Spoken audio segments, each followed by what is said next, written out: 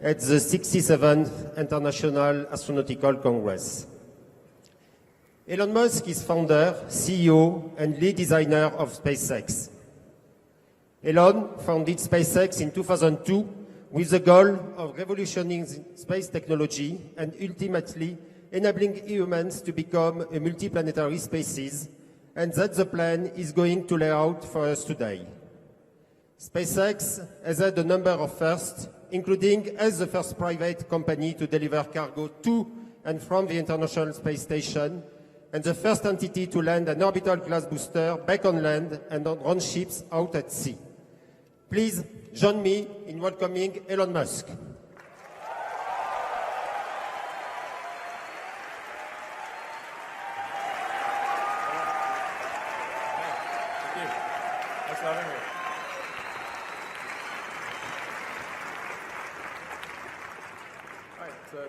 Thank you very much for having me.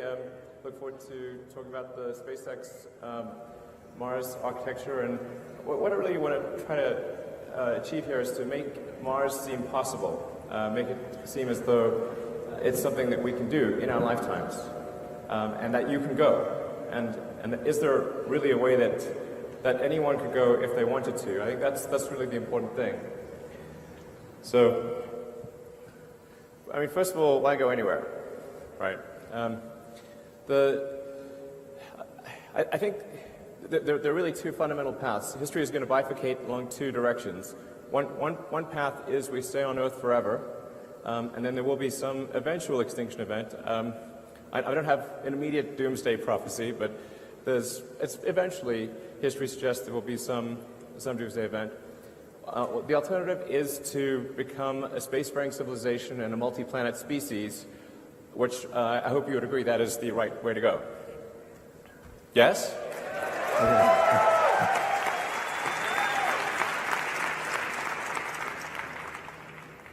That's what we want. Yeah.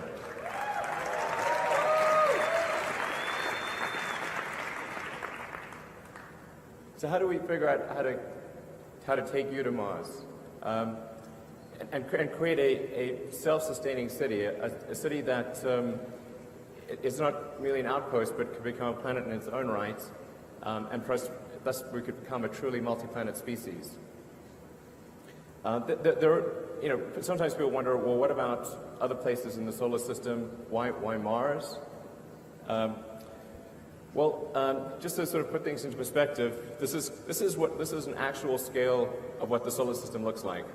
So we're currently in the third little rock from the left. That's Earth. Yeah, exactly. And our goal is to go to the fourth rock on the left. That's Mars. But you can get a sense for the real scale of the solar system, how big the Sun is, and Jupiter, Neptune, Saturn, Uranus, and then the little guys on the right are Pluto and friends. This sort of helps see it not quite to scale, but it gives you a better sense for where things are. So our options for becoming a multi-planet species within our solar system are limited. We have, in terms of nearby options, we've got Venus, but Venus is a super high pressure hot acid bath. So that would be a tricky one. Venus is not at all like the goddess. This is not in no way similar to the actual goddess.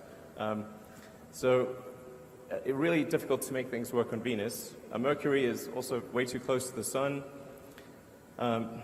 We could go potentially on one of the moons of Jupiter or Saturn, but those are quite far out, much further from the Sun, a lot harder to get to. It really leaves us with one option if we want to become a multi-planet civilization, and that's Mars. We could conceivably go to our moon, and I certainly have nothing against going to the moon, but I think it's challenging to create become multi-planetary on the moon because it's much smaller than a planet. It doesn't have any atmosphere. It's not as resource-rich as Mars. It's got a 28-day day, whereas the Mars day is 24.5 hours. And in general, Mars is far better suited to ultimately scale up to be a self-sustaining civilization. So just to give some comparison between the two planets, that they're actually they're remarkably close in a lot of ways. In fact, we now believe that early Mars was a lot like Earth. And in fact, if we could warm Mars up, we would once again have a thick atmosphere and liquid oceans. So, but where things are right now, Mars is about half again as far from the sun as Earth. So still decent sunlight. It's a little cold, but we can warm it up. It has a very helpful atmosphere, which, in the case of Mars being primarily CO2 with some nitrogen and argon and a few other trace elements, means that we can grow plants on Mars just by compressing the atmosphere. And it has nitrogen too, which is also very important for growing plants. It would be quite fun to be on Mars because you'd have gravity, which is about 37% that of Earth. So you'd be able to lift heavy things and bound around and have a lot of fun. And the day is remarkably close to that of Earth. And so we just need to change that bottom row, because currently we have 7 billion people on Earth and 0 on Mars. So there's been a lot of great work by NASA and other organizations in early exploration of Mars and understanding what Mars is like, where could we land, what's the composition of the atmosphere, where is there water, or ice, I should say, and so we need to go from these early exploration missions to actually building a city. The issue that we have today is that if you look at a Venn diagram, there's no intersection of sets of people who want to go and can afford to go. In fact, right now you cannot go to Mars for infinite money. Using traditional methods, if taking sort of an Apollo-style approach, an optimistic cost number would be about $10 billion a person. So, for example, the Apollo program, the cost estimates are somewhere between $100 to $200 billion in current year dollars. And we sent 12 people to the surface of the moon, which was an incredible thing, and I think probably one of the greatest achievements of humanity. But that is a steep price to pay for a ticket. That's why these circles only just barely touch. So you can't create a self-sustaining civilization if the ticket price is $10 billion a person. What we need is to move those circles together. And if we can get the cost of moving to Mars to be roughly equivalent to a median house price in the US, which is around $200,000, then I think the probability of establishing a self-sustaining civilization is very high. I think it would almost certainly occur. Not everyone would want to go. In fact, I think a relatively small number of people from Earth would want to go, but enough would want to go and who could afford the trip that it would happen. And people can get sponsorship, and I think it gets to the point where almost anyone, if they saved up and this was their goal, they could ultimately save up enough money to buy a ticket and move to Mars. And Mars would have a labor shortage for a long time, so jobs would not be in short supply. So it is a bit tricky because we have to figure out how to improve the cost of trips to Mars by 5 million%. So this is not easy. And I mean, it sounds like virtually impossible, but I think there are ways to do it. This translates to an improvement of approximately 4.5 orders of magnitude. These are the key elements that are needed in order to achieve the 4.5 order of magnitude improvement. Most of the improvement would come from full reusability, somewhere between 2 and 2.5 orders of magnitude, and then the other 2 orders of magnitude would come from refilling in orbit, propellant production on Mars, and choosing the right propellant. So I'm going to go into detail on all those. Full reusability is really the super hard one. It's very difficult to achieve reusability for even an orbital system, and that challenge becomes even substantially greater for a system that has to go to another planet. But as an example of the difference between reusability and expandability in aircraft, and this you could actually use any form of transport. You could say a car, bicycle, horse. If they were single use, almost no one would use them. It would be too expensive.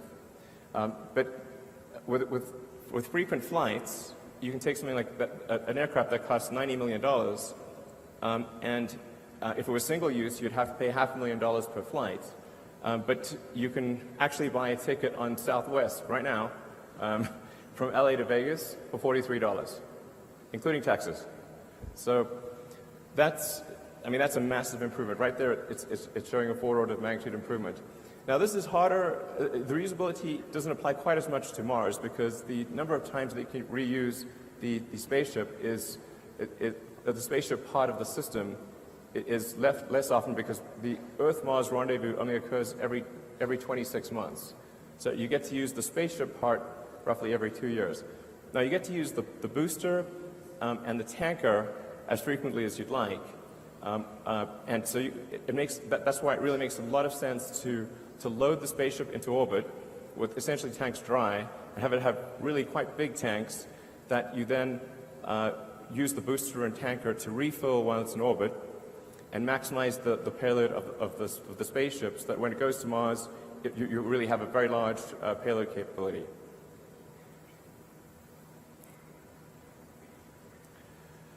So, as I said, refilling in orbit is one of the essential elements of this. Without refilling in orbit, you would have a half order of magnitude impact roughly on the cost. By half order of magnitude, I think the audience mostly knows, but what that means is each order of magnitude is a factor of 10. So not refilling in orbit would mean a 500% roughly increase in the cost per ticket. It also allows us to build a smaller vehicle and lower the development cost, although this vehicle is quite big, but it would be much harder to build something that's 5 to 10 times the size. It also reduces the sensitivity of performance characteristics of the booster, rocket, and tanker. So if there's a shortfall in the performance of any of the elements, you can actually make up for it by having 1 or 2 extra refilling trips to the spaceship. So it's very important for reducing the susceptibility of the system to a performance shortfall. And then producing propellant on Mars is actually also very obviously important. Again, if we didn't do this, it would have at least a half order of magnitude increase in the cost of a trip, so 500% increase in the cost of the trip. And it would be pretty absurd to try to build a city on Mars if your spaceships just kept staying on Mars and not going back to Earth. You have this like massive graveyard of ships. You have to like do something with them. So it really wouldn't make sense to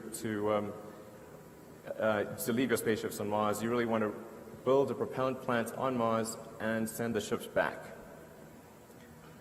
So, and Mars happens to work out well for that because it has a CO2 atmosphere, it's got water ice in the soil, and with H2O and CO2 you can produce CH4, methane, and oxygen O2. So picking the right propellant is also important. Think of this as maybe there's 3 main choices, and they have their merits. But kerosene or rocket propellant grade kerosene, which is also what jets use. Rockets use a very expensive form, a highly refined form of jet fuel, essentially, which is a form of kerosene. It helps keep the vehicle size small, but because it's a very specialized form of jet fuel, it's quite expensive. The reusability potential is lower. Very difficult to make this on Mars because there's no oil. So really quite difficult to make the propellant on Mars. And then propellant transfer is pretty good, but not great. Hydrogen, although it has a high specific impulse, is very expensive, incredibly difficult to keep from boiling off because liquid hydrogen is very close to absolute zero as a liquid. So the insulation required is tremendous, and the cost of the energy cost on Mars of producing and storing hydrogen is very high. So when we looked at the overall system optimization, it was clear to us that that methane actually was the clear winner. It would require maybe anywhere from 50 to 60% of the energy on Mars to refill propellant using the propellant depot, and just the technical challenges are a lot easier. So we think methane is actually better on just really almost across the board, and we started off initially thinking that hydrogen would make sense, but ultimately came to the conclusion that the best way to optimize the cost per unit mass to Mars and back is to use an all-methane system, or technically deep cryomethylogs. So those are the four elements that need to be achieved. Whatever architecture, whatever system is designed, whether by SpaceX or anyone, we think these are the four features that need to be addressed in order for the system to really achieve a low cost per ton to the surface of Mars. And this is a simulation of the overall system.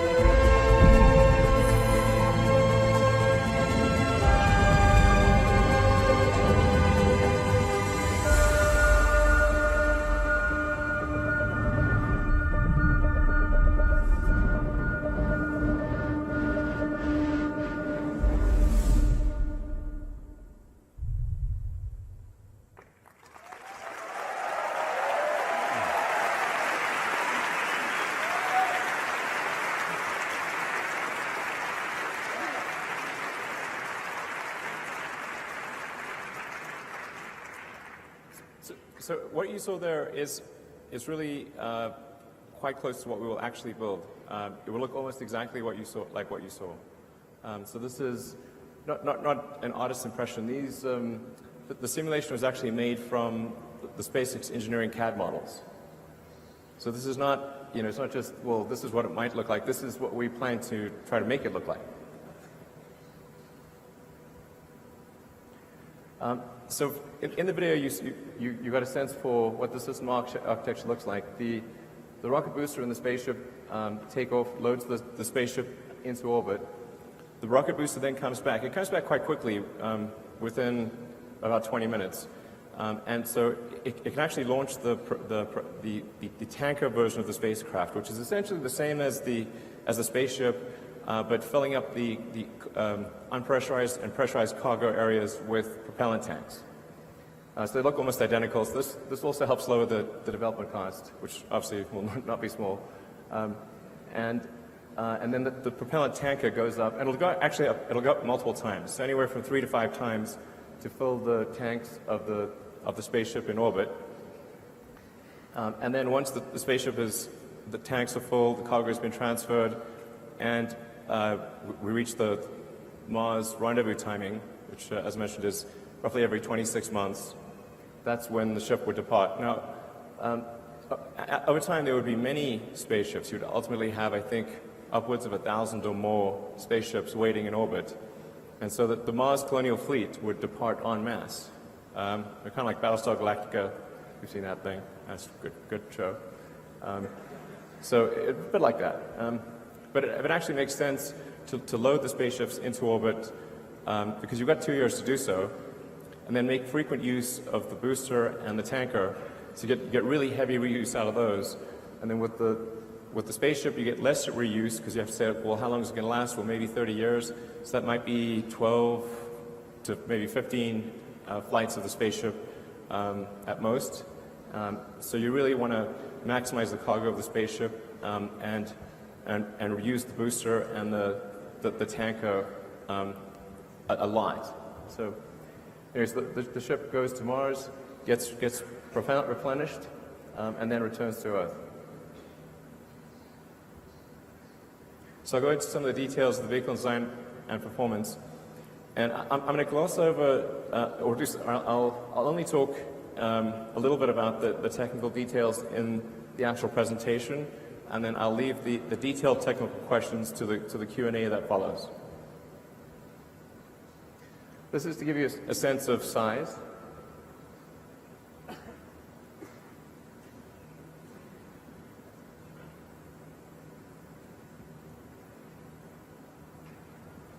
It's quite big.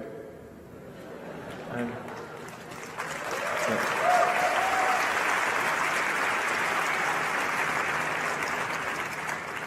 the funny thing is, I think in the long term, the ships will be even bigger than this. I think that this will be relatively small compared to the Mars interplanetary ships of the future.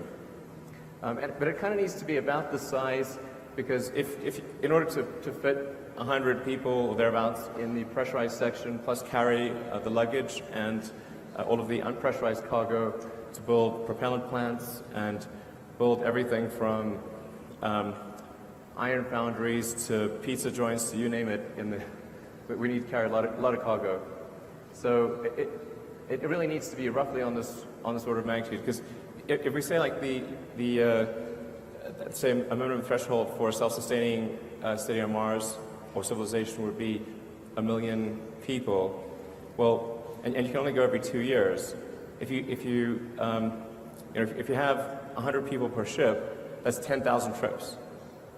So I think at least 100 people per trip is the right order of magnitude, and I think we actually may end up expanding the crew section and ultimately taking more like 200 or more people per flight in order to reduce the cost per person. So, but it's 10,000 flights is a lot of flights. So you really want, ultimately, I think, on the order of 1,000 ships. It'll take a while to build up to 1,000 ships. And so I think if you say, when would we reach that million-person threshold, from the point at which the first ship goes to Mars, it's probably somewhere between 20 to 50 total Mars rendezvous. So it's probably somewhere between maybe 40 to 100 years to achieve a fully self-sustaining civilization on Mars. So that's the sort of a cross-section of the ship. And in some ways it's not that complicated, really. It's made primarily of an advanced carbon fiber. The carbon fiber part is tricky when dealing with deep cryogens and trying to achieve both liquid and gas impermeability and not have gaps occur due to cracking or pressurization that would make the carbon fiber leaky. So this is a fairly significant technical challenge to make deeply cryogenic tanks out of carbon fiber. And it's only recently that we think that the carbon fiber technology has gotten to the point where we can actually do this without having to create a liner on the some sort of metal liner or other liner on the inside of the tanks, which would add mass and complexity. So it's particularly tricky for the hot gaseous oxygen pressurization. So this is designed to be autonomously pressurized, which means that the fuel and the oxygen, we gasify them through heat exchanges in the engine and use that to pressurize the tanks. So we'll gasify the methane and use that to pressurize the fuel tank, gasify the oxygen, use that to pressurize the oxygen tank.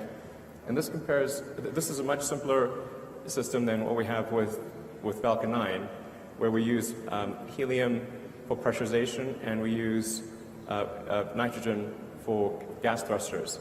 In this case, we would autonomously pressurize and then use gaseous methane and oxygen for the control thrusters.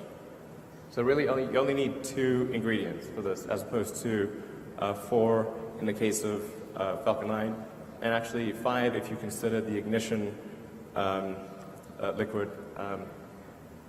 So we use a sort of complicated liquid to ignite the engines that isn't very reusable. In this case, we would use spark ignition.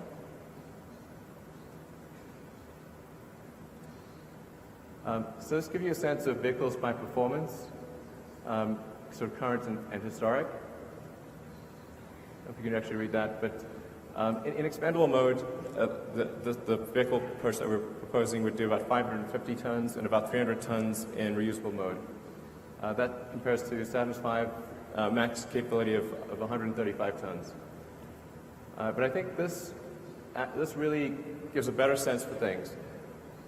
The white bars show the performance of the vehicle, like in other words, the payload to orbit of the vehicle. So you can see essentially what it represents is what's the size efficiency of the vehicle. And most rockets, including ours that are currently flying, the performance bar is only a small percentage of the actual size of the rocket. But with the interplanetary system, which will initially be used for Mars, we've been able to, or we believe, massively improve the design performance. So it's the first time a rocket's sort of performance bar will actually exceed the physical size of the rocket.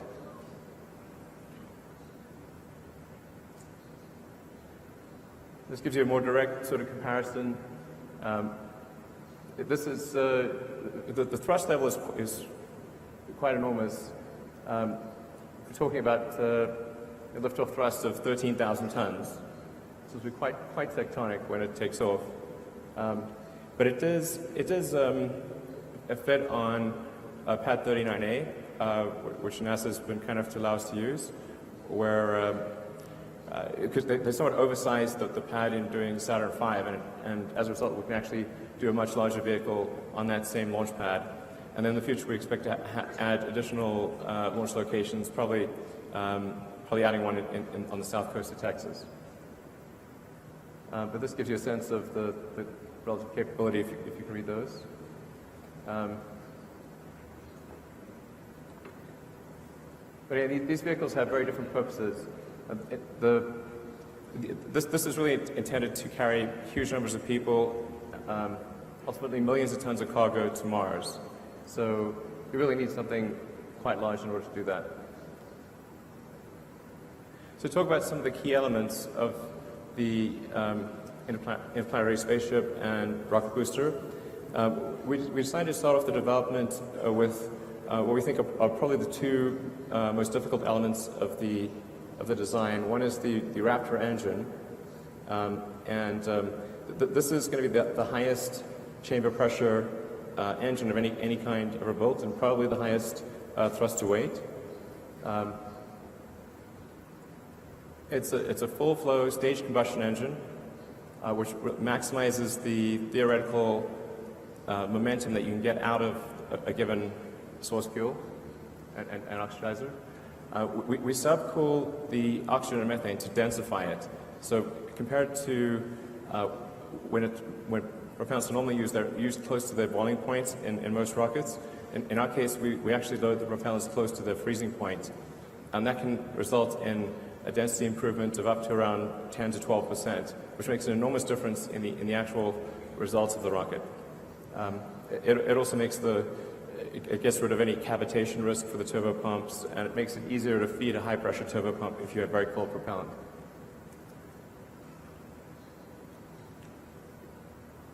Really, one of the keys here, though, is the vacuum version of Raptor having a 382-second ISP.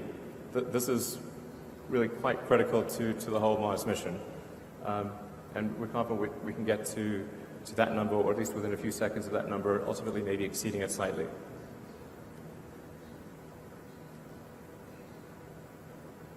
So the rocket booster, in many ways, is really a scaled-up version of the Falcon 9 booster. You'll see a lot of similarities, such as the grid fins, obviously clustering a lot of engines at the base, and the big difference really being that the primary structure is an advanced form of carbon fiber as opposed to aluminum lithium, and that we use autogenous pressurization and we get rid of the helium and the nitrogen. So this uses 42 Raptor engines. It's a lot of engines, but we use 9 on a Falcon 9, and with Falcon Heavy, which should launch early next year, there's 27 engines on the base. So we've got pretty good experience with having a large number of engines. It also gives us redundancy, so that if some of the engines fail, you can still continue the mission and be fine. But the main job of the booster is to accelerate the spaceship to around 8,500 kilometers an hour. For those that are less familiar with orbital dynamics, really it's all about velocity and not about height. So really that's the job of the booster. The booster is like the javelin thrower. Sort of, it's got to toss that javelin, which is the spaceship. In the case of other planets, though, which have a gravity well which is not as deep, so Mars, the moons of Jupiter, conceivably one day maybe even Venus. Venus will be a little trickier, but for most of the solar system, you only need the spaceship. So you don't need the booster if you have a lower gravity well. So no booster is needed on the Moon or Mars or any of the moons of Jupiter or Pluto. You just need the spaceship. The booster is just there for heavy gravity wells. And then we've also been able to optimize the propellant needed for boost back and landing to get it down to about 7% of the liftoff propellant load. We think with some optimization, maybe we can get it down to about 6%. And we've also are now getting quite comfortable with the accuracy of the landing. If you've been watching the Falcon 9 landings, you'll see that they're getting increasingly closer to the bullseye. And we think, particularly with the addition of some thrusters, some maneuvering thrusters, we can actually put the booster right back on the launch stand. And then those fins at the base are essentially centering features to take out any minor position mismatch at the launch site.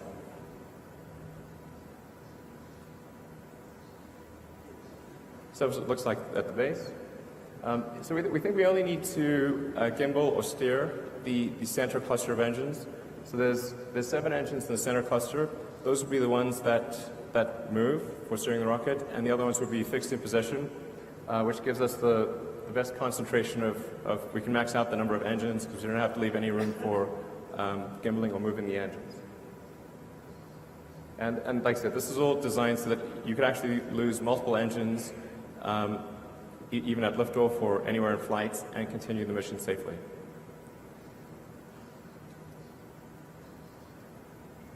So for the spaceship itself, in the top we have the pressurized compartment, and I'll show you a fly-through of that in a moment. Then beneath that is where we'd have the unpressurized cargo, which would be really flat-packed in a very dense format. And then below that is the liquid oxygen tank. The liquid oxygen tank is probably the hardest piece of this whole vehicle because it's got to handle propellant at the coldest level, and the tanks themselves actually form the airframe. So the airframe structure and the tank structure are combined, as it is in all modern rockets. And in aircraft, for example, the wing is really a fuel tank in wing shape. So that it has to take the thrust loads of ascent, the loads of reentry, and then it has to be impermeable to gaseous oxygen, which is tricky, and non-reactive to gaseous oxygen. So that's the hardest piece of the spaceship itself, which is actually why we started on that element as well, and I'll show you some pictures of that later. So, and then below the oxygen tank is the fuel tank, and then the engines are mounted directly to the thrust cone on the base. And then there are 6 of the high efficiency vacuum engines around the perimeter, and those don't gimbal. And then there are 3 of the sea-level versions of the engine which do gimbal and provide the steering. Although we can do some amount of steering if you're in space with differential thrust on the outside engines. The net effect is a cargo to Mars of up to 450 tons, depending upon how many refills you do with the tanker. And the goal is at least 100 passengers per ship, although I think ultimately we'll probably see that number grow to 200 or more. This chart's a little difficult to interpret at first, but we decided to put it there for people who want to watch the video afterwards and sort of take a closer look, analyze some of the numbers. The column on the left is probably what's most relevant, and that gives you the trip time. So depending upon which Earth-Mars rendezvous you're aiming for, the trip time at 6 kilometers per second, departure velocity can be as low as 80 days. And then over time, I think would obviously improve that. Ultimately, I suspect that you'd see Mars transit times of as little as 30 days in the more distant future. So it's fairly manageable considering the trips that people used to do in the old days that routinely take sailing voyages that would be 6 months or more.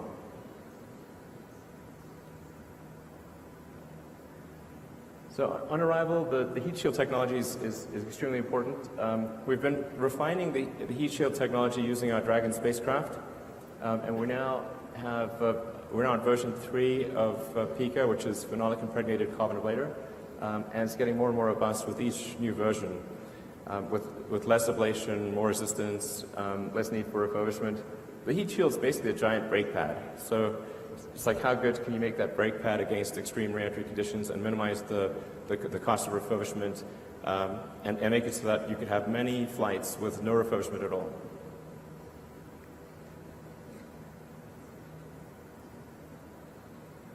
So this is a flight through of the crew compartment.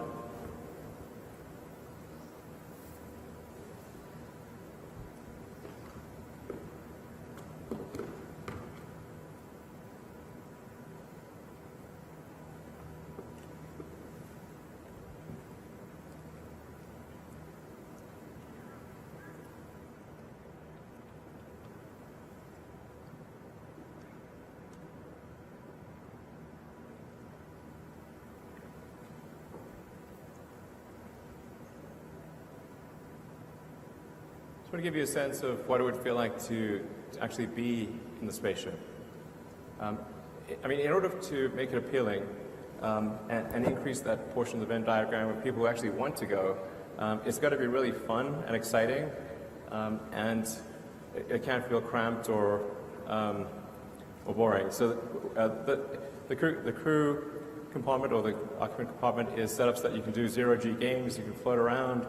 There'll be like movies, lecture halls, cabins, a restaurant. It'll be like really fun to go. You're gonna have a great time.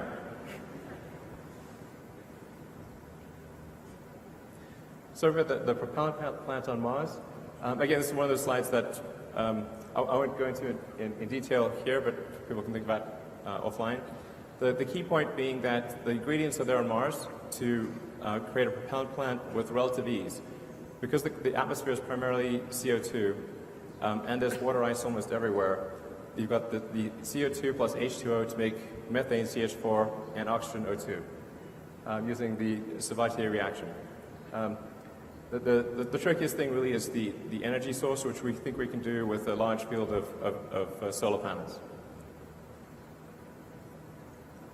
So then to give you a sense of the cost, really the key is making this affordable to almost anyone who wants to go.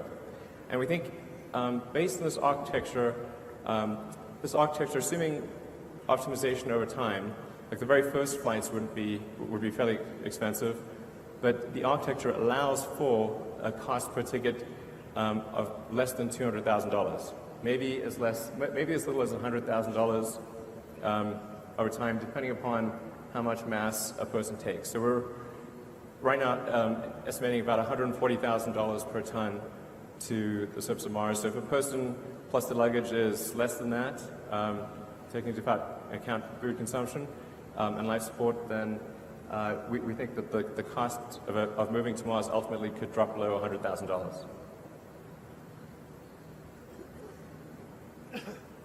So funding, we thought about funding sources, and so we've got steel underpants, launch satellites, send cargo to space station, Kickstarter, of course, followed by profit. So obviously it's going to be a challenge to fund this whole endeavor.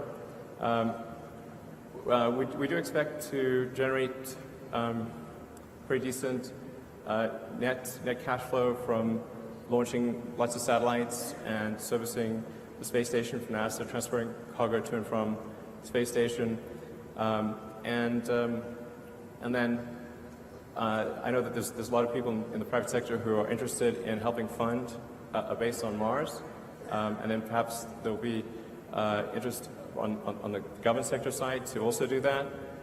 Ultimately, this is going to be a huge public-private partnership, and I think that's how the United States was established, and many other countries around the world is a public-private partnership. So I think that's probably what occurs.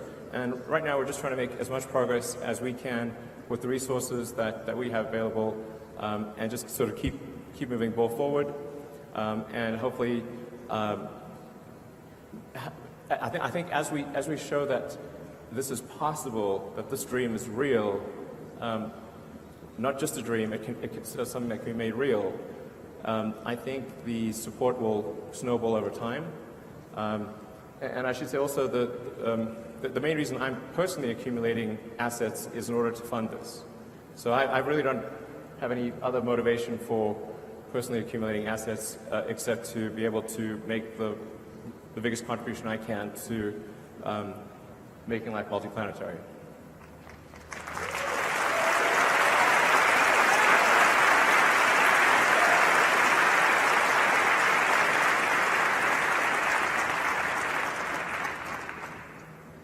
Timelines. Not the best at this sort of thing. But just to show you where we started off, in 2002, SpaceX basically consisted of carpet and a mariachi band. That was it. That's all of SpaceX in 2002. As you can see, I'm a dancing machine.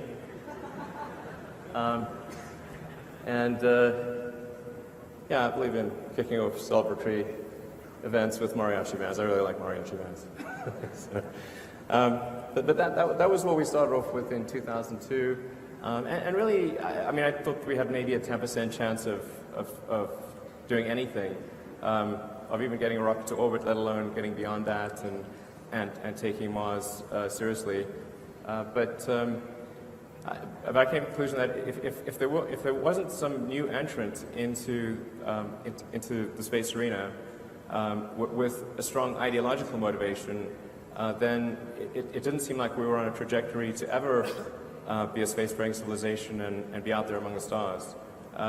Because in '69 we were able to go to the moon, and the space shuttle could get to low Earth orbit, and then obviously the space shuttle got retired, but that trend line is down to zero. So I think what a lot of people don't appreciate is that technology does not automatically improve. It only improves if a lot of really strong engineering talent is applied to the problem that it improves. And there are many examples in history where civilizations have reached a certain technology level and then have fallen well below that, and then recovered only millennia later.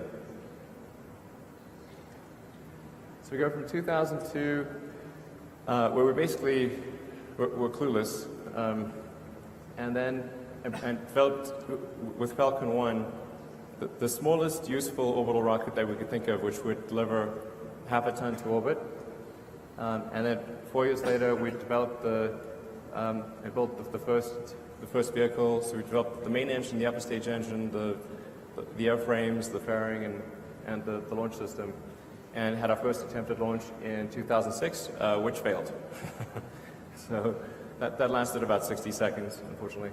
But 2006, 4 years after starting, is also when we actually got our first NASA contract. And I just want to say I'm incredibly grateful to NASA for supporting SpaceX, despite the fact that our rocket crashed. It was awesome. I'm NASA's biggest fan. So thank you very much to the people that had the faith to do that. Thank you.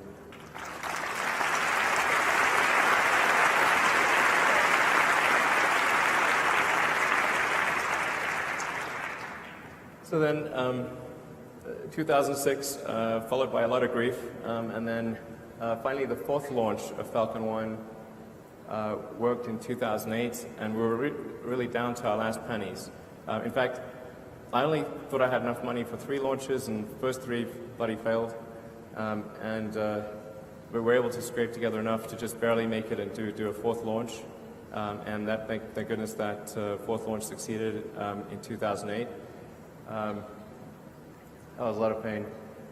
And then also at the end of 2008 is when NASA awarded us the first major operational contract, which was for resupplying cargo to the space station and bringing cargo back. Then a couple of years later, we did the first launch of Falcon 9, version 1, and that had about a 10-ton to orbit capability, so it was about 20 times the capability of Falcon 1. And also was assigned to carry our Dragon spacecraft. Then 2010 is our first mission to the space station, so we were able to finish development of Dragon and dock with the space station in 2010.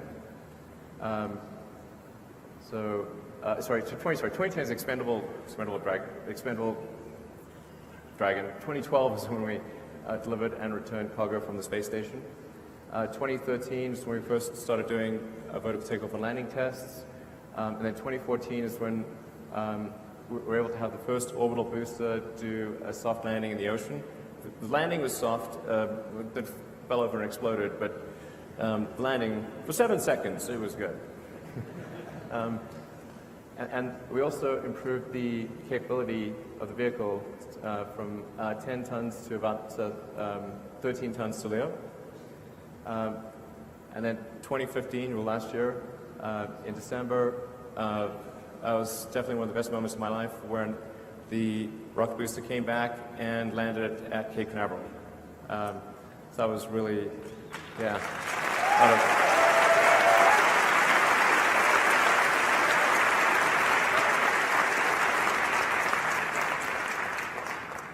So I think that really showed that we could bring an orbit-class booster back from a very high velocity all the way to the launch site and land it safely and with almost no refurbishment required for reflight. And if things go well, we're hoping to refly one of the landed boosters in a few months. So yeah, and then 2016 we also demonstrated landing on a ship.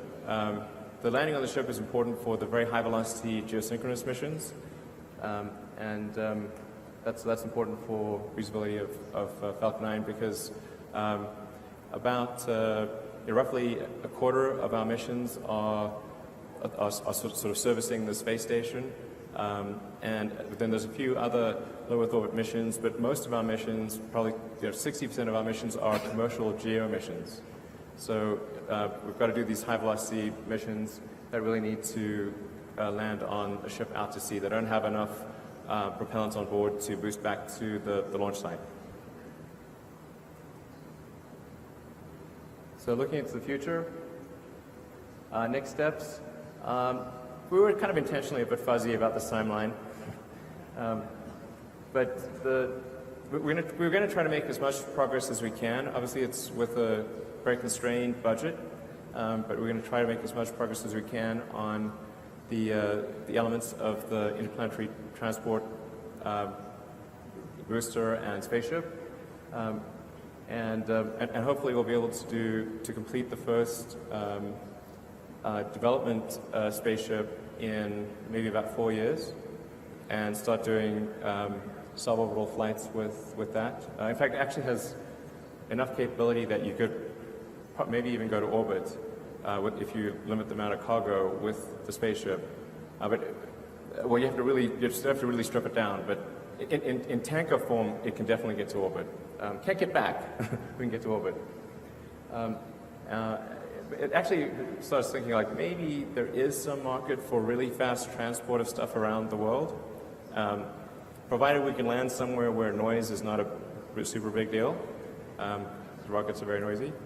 But we could transport cargo to anywhere on Earth in 45 minutes at the longest. So most places on Earth would be maybe 20, 25 minutes. So maybe if we had a floating platform out off the coast of,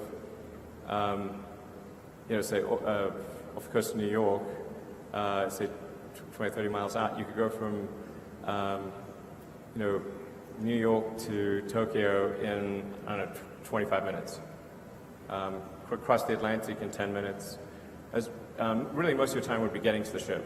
And then it'd be real quick after that. So there's some intriguing possibilities there, although we're not counting on that. And then development of the booster. We actually think the booster part is relatively straightforward because it amounts to a scaling up of the Falcon 9 booster. So we don't see a lot of sort of showstoppers there. But then trying to put it all together and make this actually work for Mars. If things go super well, it might be kind of in the 10-year time frame. But I don't want to say that's when it will occur. It's like there's a huge amount of risk. It's going to cost a lot. Good chance we don't succeed, but we're going to do our best and try to make as much progress as possible. And we're going to try to send something to Mars on every Mars rendezvous from here on out. So Dragon 2, which is a propulsive lander, we plan to send to Mars in a couple of years, and then do probably another Dragon mission in 2020. In fact, we want to establish a steady cadence that there's always a flight leaving, like it's a train leaving the station. With every Mars rendezvous, we will be sending at least a Dragon to Mars, and ultimately the big spaceship.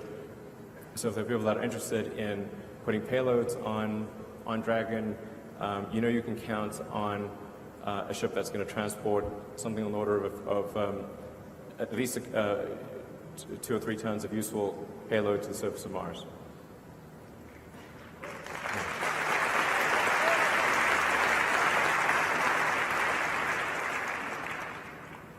Yeah, so that's part of the reason why we designed Dragon 2 to be a propulsive lander. Is as a propulsive lander, you can go anywhere in the solar system.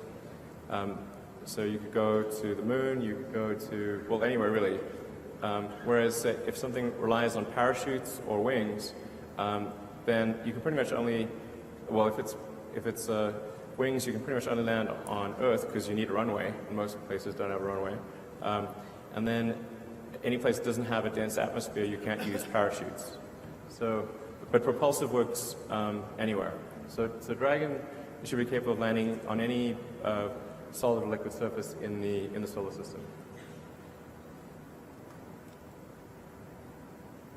And then I was really excited to see that the team managed to do the all-up Raptor engine firing in advance of this conference. I just want to say thanks to the Raptor team for really working 7 days a week to try to get this done in advance of the presentation. Because I really wanted to show that we've made some hardware progress in this direction. And the Raptor is a really tricky engine. It's a lot trickier than Merlin because it's a full flow stage combustion, much higher pressure. I'm kind of amazed it didn't blow up on the first firing. But fortunately, it was good.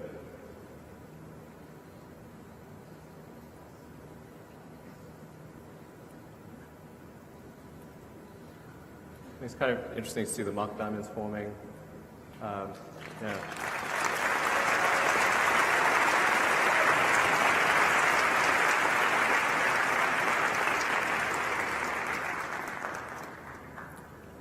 So part of the reason for making the engine sort of small, like Raptor, although it has 3 times the thrust of a Merlin, is actually only about the same size as a Merlin engine because it has 3 times the operating pressure. And that means we can use a lot of the production techniques that we've honed with Merlin. We're currently producing Merlin engines at almost 300 per year. So we understand how to make rocket engines in volume.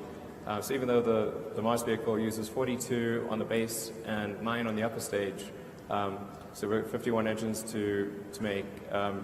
That's well within our production capabilities for Merlin, and this is a similarly sized engine to Merlin, except for the expansion ratio. So we feel really comfortable about being able to make this engine in volume at a price that doesn't break our budget. And then we also wanted to make progress on the primary structure. So, as I mentioned, this is really a very difficult thing to make, is to make something out of carbon fiber. Even though carbon fiber has incredible strength to weight, when you want to then put super cold liquid oxygen and liquid methane, particularly liquid oxygen, in a tank, it's subject to cracking and leaking, and it's a very difficult thing to make. Just the sheer scale of it is also challenging because you've got to lay up the carbon fiber in exactly the right way on a huge mold, and you've got to cure that mold at temperature, and then it's just really hard to make large carbon fiber structures that can do all of those things and carry incredible loads.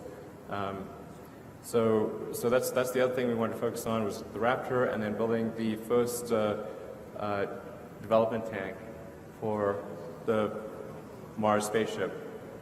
So yeah, like I said, this is really the hardest part of the spaceship. The other pieces are we have a pretty good handle on, but this was the trickiest one. So we wanted to tackle it first.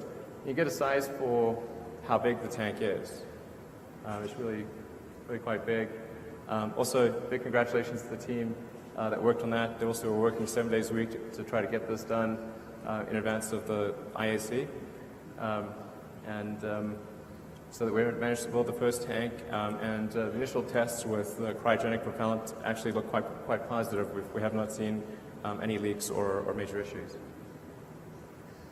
This is what the tank looks like on the inside.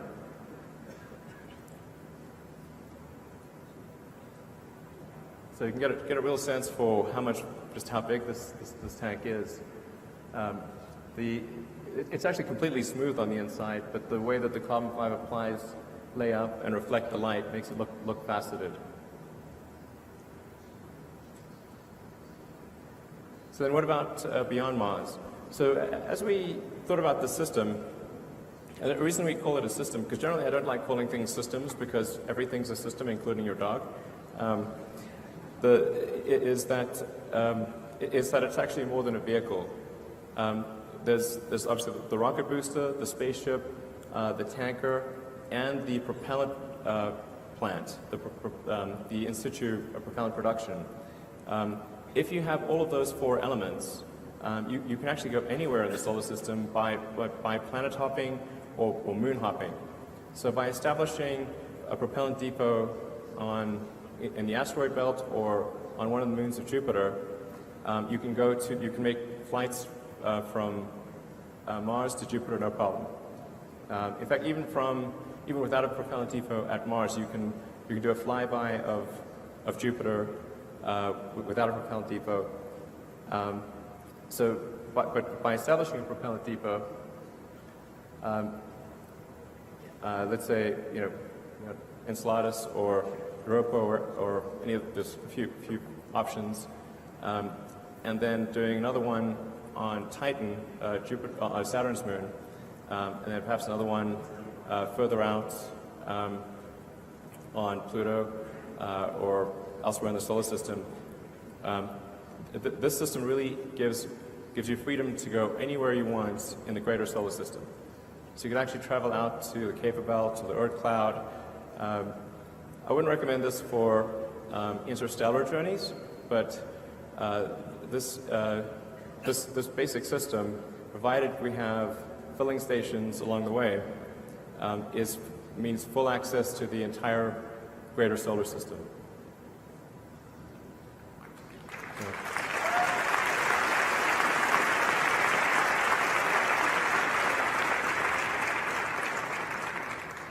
It would be really great to do a mission to Europa, particularly. All right, so any questions that I can answer?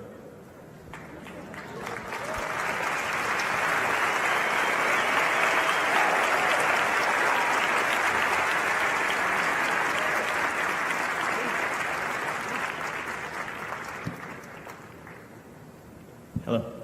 Yeah, Derek Stamos. I can't see a thing, by the way, so anyway, I won't try to look at you. I'll just hear the disembodied voice. Okay, Derek Stamos of NASASpaceflight.com. Okay. Can you talk a little bit about, from the video, it looks like Launch Complex 39A is going to be the initial launch site. Can you talk about some of the initial test flights, modifications to the pad, and where the booster and spacecraft may be built? Sorry, I think maybe you speak a little bit louder. Sure. The video showed launching from Launch Complex 39. Can you talk a little bit about initial test flights, booster construction site, and where the spacecraft may be built, as it seems to be too large to transport by road or any other terrestrial transport?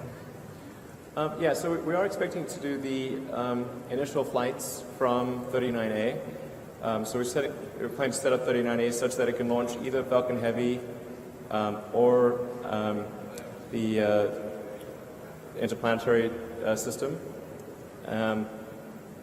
It's quite a big launch site, so I think we can do that. In terms of construction of the ship and booster, you're right, it is quite big, not something you can really transport on the roads. So I think we would probably look at construction of the booster and the spacecraft at some of the Gulf states. We're actually looking at Mashoud, Louisiana as one of the possibilities. But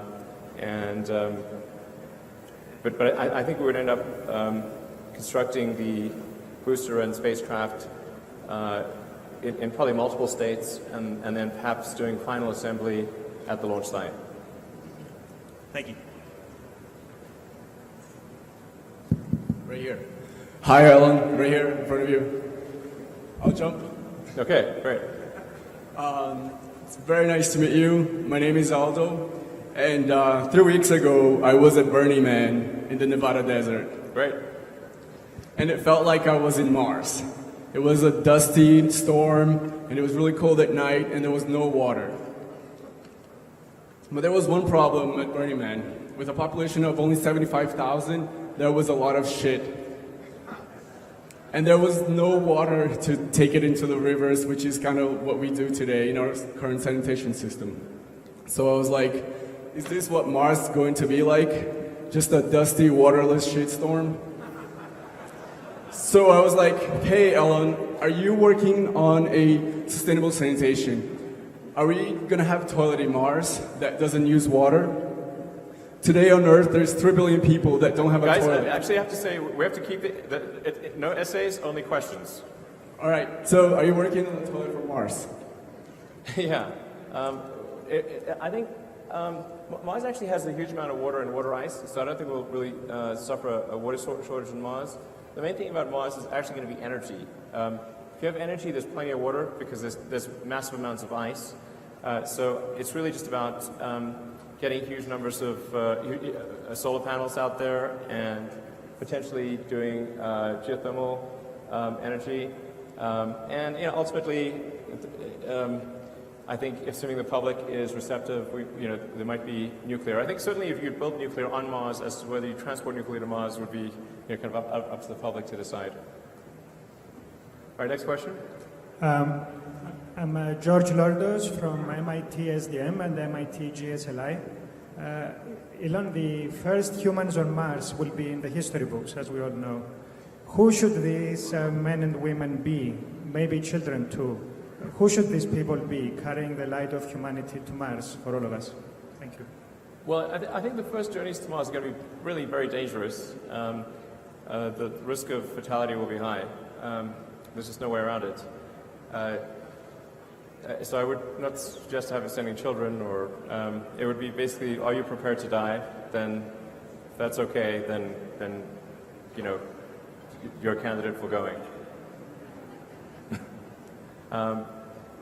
But really, this is less about who goes there first, or it's the thing that really matters is making a self-sustaining civilization on Mars as fast as possible. This is different from Apollo. This is, this is really about minimizing existential risk and having a tremendous sense of adventure. I mean, the thing that Mars really represents, there's the whole life insurance and protecting life and ensuring that the light of consciousness is not extinguished, which I think is incredibly important. Backing up the biosphere. And to be clear, this is not about everyone moving to Mars, it's about becoming multiplanetary. I think Earth will be a good place for a long time. But it's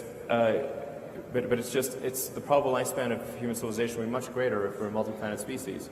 Now that's the defensive argument, but the argument that I actually find most compelling is that it would be an incredible adventure.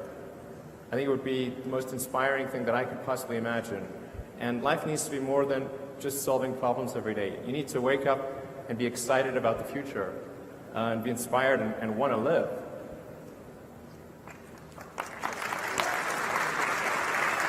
Thank you. Thank you very much.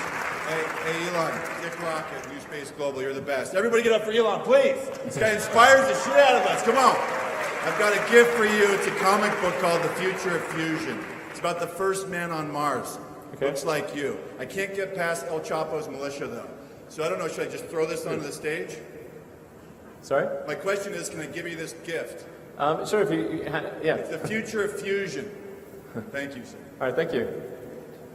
Hi, Elon. Lauren Grush from The Verge. You talk about how the Mars colonization architecture is meant to serve as a backup plan. Man, there's so many mics here. Yeah, if you can see me. Okay.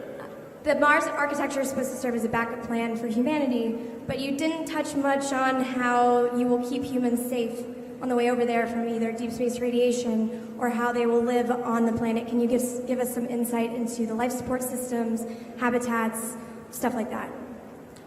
Sure. I mean, my view on the radiation thing is that there's certainly some risk of radiation, but it's not deadly. There'll be some slight increased risk of cancer, but it's I think relatively minor. You need to have some shielding, particularly if there's a solar flare or sort of a big. It's any kind of sort of solar storm.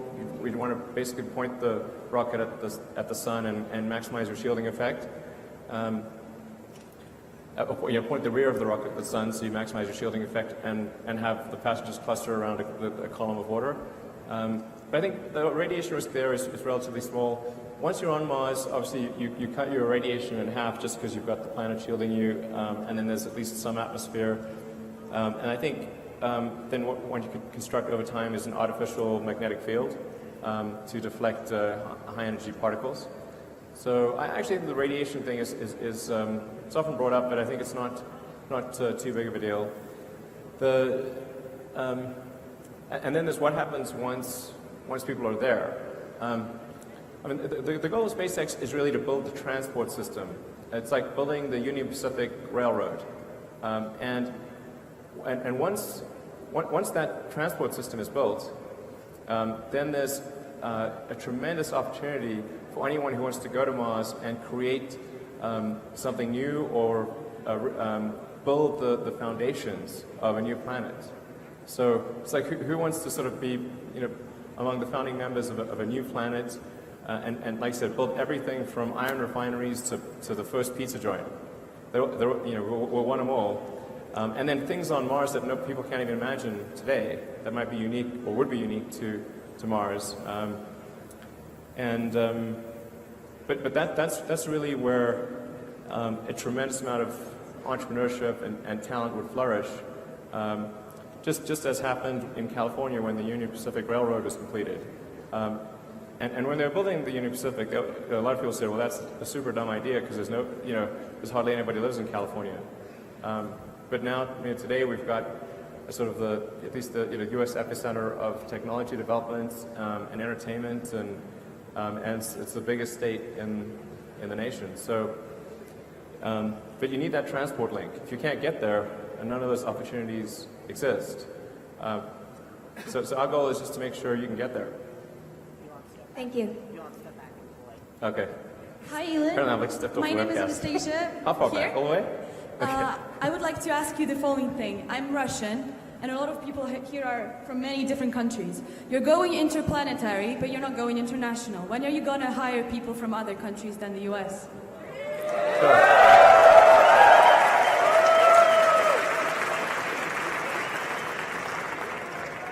Yeah, so I think people are a bit confused about this. Unfortunately, this is not up to us. So the U.S. government regulations, they make getting a job in the U.S. hard as it is, just getting a job visa hard as it is. But if you're working on rocket technology, that's considered an advanced weapons technology. So even a normal work visa isn't sufficient unless you get a special permission from the Secretary of Defense or the Secretary of State. So I want to be clear, this is not out of some desire of SpaceX to just hire people with green cards. It's because we're not allowed to do anything else.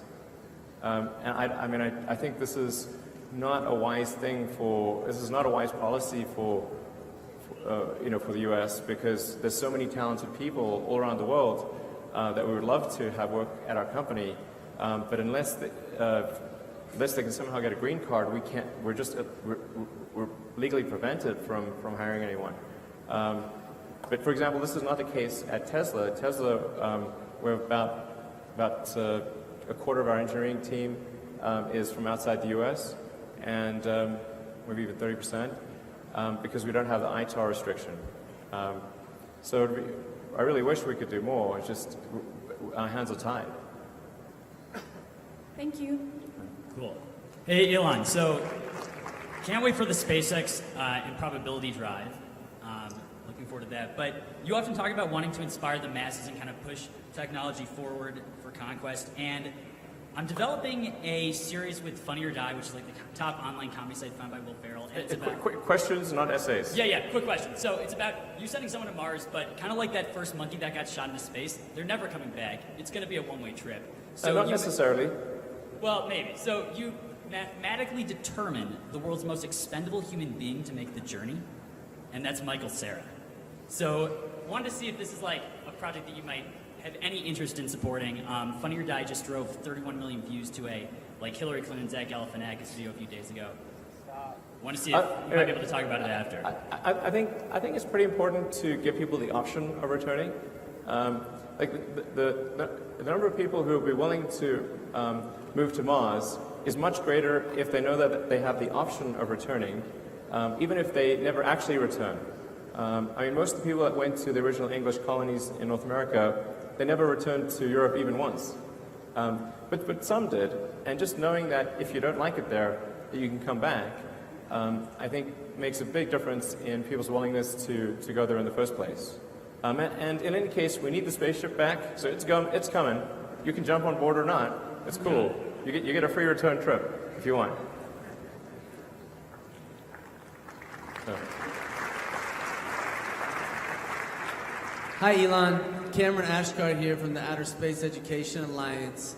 Over the years, we've watched in admiration as you've drawn up great blueprints of how we are going to get to Mars. I'm just curious about what type of initiatives you have in mind for answering the question of why and increasing public interest in actually desiring to do such a thing that's so vast and complex.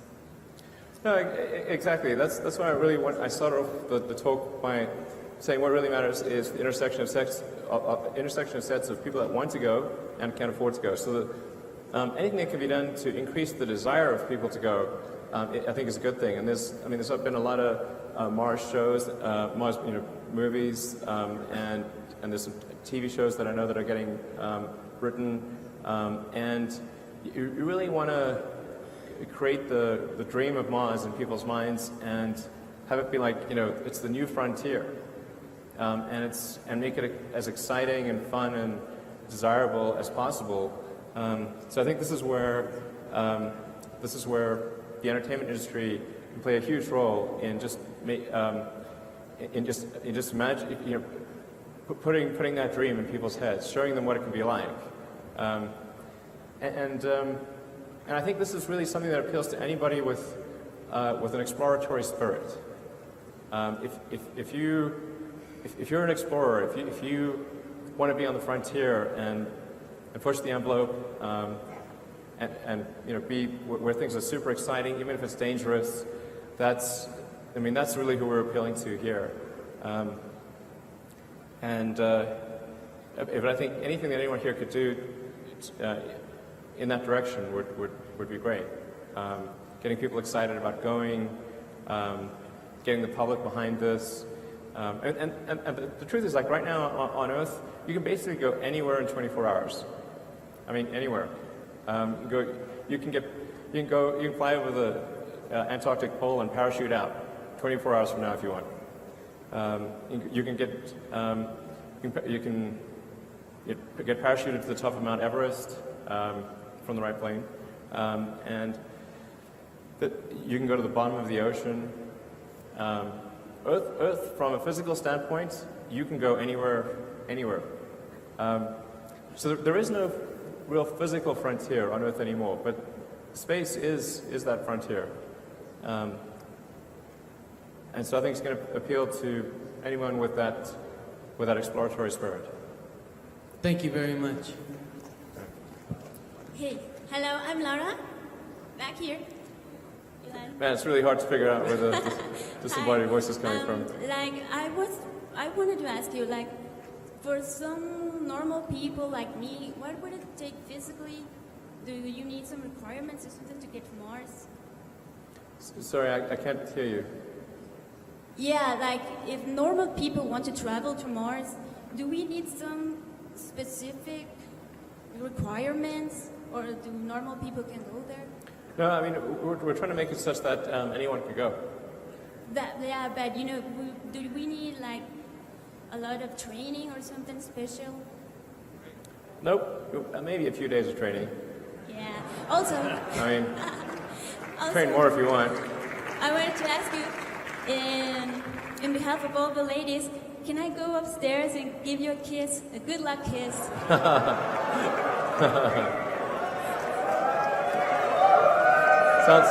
Sounds great. I don't have him here, but thank you. Appreciate the thought. Hi, Jeff House, Space News, over on your right. Question on the resources. How much resources are you putting into this development right now in terms of funding, employees, and so on? And how do you expect that to change as the development of the booster and spaceship ramp up?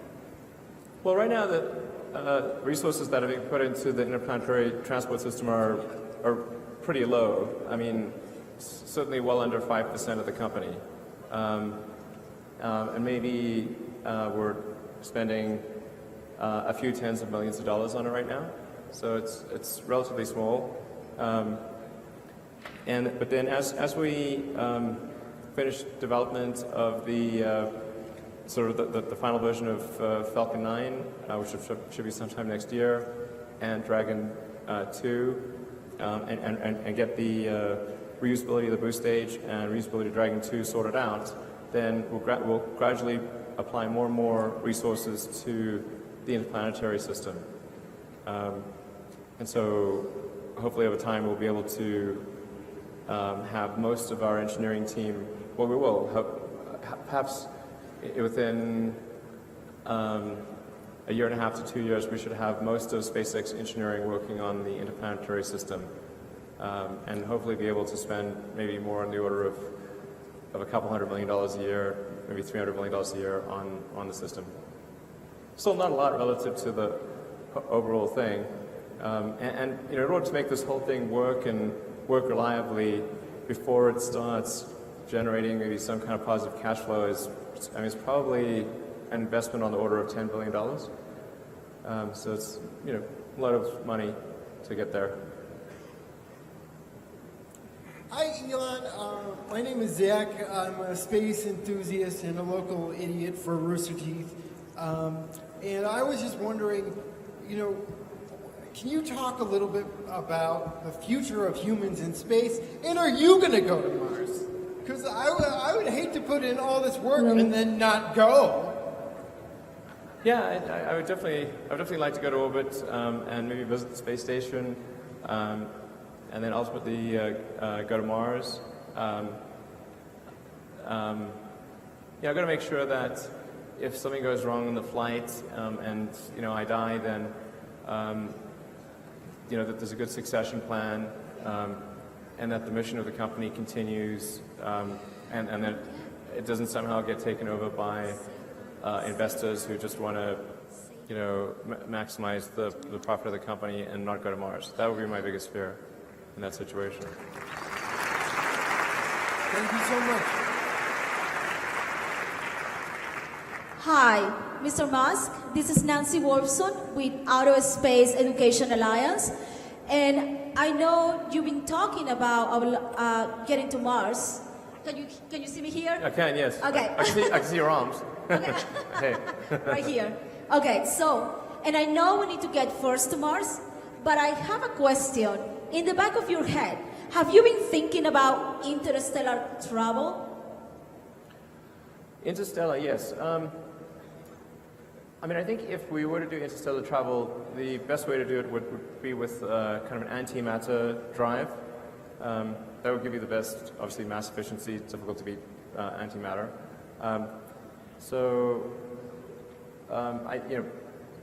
But even in a best case scenario, that's really quite a long journey even to get to Proxima Centauri. I think the key thing is to establish a base on Mars, and as soon as there's a base on Mars, then there's a very powerful forcing function for improving space transport technology. Right now there just isn't that forcing function, because all we do is very local stuff in Earth orbit. So as soon as we've got a base on Mars, we can see even a base on the Moon, but certainly a base on Mars, that creates a very powerful forcing function for making space technology better and better every year. And and that's ultimately what will lead us to interstellar travel. I think trying to do interstellar travel right off the bat would be very tricky. You know, sort of like if you're developing aircraft, you really want to first do the Wright Flyer and then maybe get to a DC-3 and then a 707 and then a 747. But trying to build the 747 right off the bat would be a tall order. So. Yeah, I agree, but you agree that it's something that we need to start talking about. Yeah, I think it's definitely worth talking about. I mean, I think the technical solution, like I said, is I think optimally antimatter. I see. Yeah, yes. Yeah. Okay, thank you for coming to the IIC 2016. By the way. All right. Thanks for having me. I was curious to know if you ever considered the idea of using a cycler and a semi-cycler to go to Mars on a routine basis, and if yes, why didn't you eventually go for it? Yeah, I think I don't know, when we do the trying to figure out the best cost per unit mass to the surface of Mars, I mean, you could do a cycler, but our calculations at least show that it's just better to go directly there, and not have a cycler. The transit time actually matters quite a lot for reuse of the spaceship. So if you can reuse that spaceship very frequently, then your cost per ton to Mars drops a lot. So now we could be wrong about that, and it could turn out in the future that having a cycler is a good way to go. But I would consider that to be in the realm of potential future optimization, along with having a propellant depot on the moon. That might make sense, but I would say put that in the category of future optimization. Thank you. Hello, Elon. Tim Dodd here, the Everyday Astronaut with Spaceflight Now. And now in the animation you showed the passengers loading up onto MCT, the Interplanetary IPT, yeah, and then going into orbit. We're thinking about names. I mean, it's the names thing is really hard. I think like maybe for the name of the first ship that goes to Mars, not the name of the whole sort of the ship line or whatever necessarily, but the first ship that goes to Mars. Like my current favorite is Heart of Gold from the Hitchhiker's Guide to the Galaxy. So I think probably we'll name the first ship that goes to Mars Heart of Gold, and I like the fact that it's driven by infinite improbability, because I think our ship is also extremely improbable. So I like the infinite improbability drive. The acronym is not the best. You know. But you show it going into orbit with the 100 passengers and then refueling it 3 to 5 times and then doing your Mars injection. Right. Is this the plan, or is it to have a fully fueled, IPT or MCT or whatever, and then put passengers on board? Or can you tell me a little bit about that process? So it really kind of depends on how quickly we do the propellant replenishment. And how many missions are pure cargo versus have people on board. If we can do the refueling very quickly, then we can send people up there and maybe complete the refueling process in a few weeks. If we're loading spacecraft into orbit with crew compartments, say a year in advance, you wouldn't want people on board then. So what we would do is probably just launch just do a mission which all it does is transfer people. So it would wait until the spacecraft is fully fueled, then launch another spacecraft which docks and transfers people from the empty, one with tanks empty to one with tanks full. Yep, that makes sense. Thank you. All right. Hello, Elon. My name is Alfonso. I think what you presented today is just incredible. What I want to change a little bit topic, I have a startup to make electric public transport buses to convert them. Space questions only, sorry. Oh, sorry. The thing is, I just have my prototype outside. It would be awesome if you could go out and see it. It's a 30-ton electric bus. Yeah, great. Space questions. This is the IAC, so we're space questions only. Elon, my name is David Todd of Serodata Space Intelligence. Okay, well, and looks like we just have time for a few more questions, so maybe take 2 or 3 more questions, and then... Okay. My question is with respect to NASA and its own Mars plan. Do you think they should back your plan and use SLS for just the lunar missions instead? And also, do you intend to be the first man on Mars? I think it's good for there to be multiple paths to Mars. So, I wouldn't suggest anything, any attempt at interplanetary travel be cancelled. I think it's good to have multiple irons in the fire. And in fact, like a big part of me coming here today was to really try to encourage the international community to think about building architectures like this. I think it's actually much better for the world if there are multiple companies or organizations building interplanetary spacecraft. The more the better. Anything I think that improves the probability that the future is good, and multiple companies doing it, I think would be great. So I wanted to come and describe the architecture in the hopes that this would encourage companies and organizations around the world to perhaps do something like this, or maybe they've got a better architecture. That's why I wanted to do it at the IC, was to really encourage people to compete with SpaceX, or potentially team up, or just get the community in general to think about going to Mars and taking Mars seriously. But you could use more funding from NASA, of course.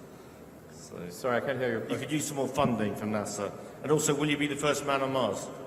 I don't think so. Maybe, but I'm not really sure. I don't know. There's pros and cons to that, because, like I said, I would definitely need to have a very good succession plan, because the probability of death is quite high on the first mission. So, and I'd like to see my kids grow up and everything. So, some pros and cons there. Thank you. I'm sorry, we're out of time and have to make way for a new session, so this is going to be our last question. Sorry, yeah, we have to make room for a new session. Sorry, guys. Thank you for coming. Thank you for listening. All right. Elon, the last question, please.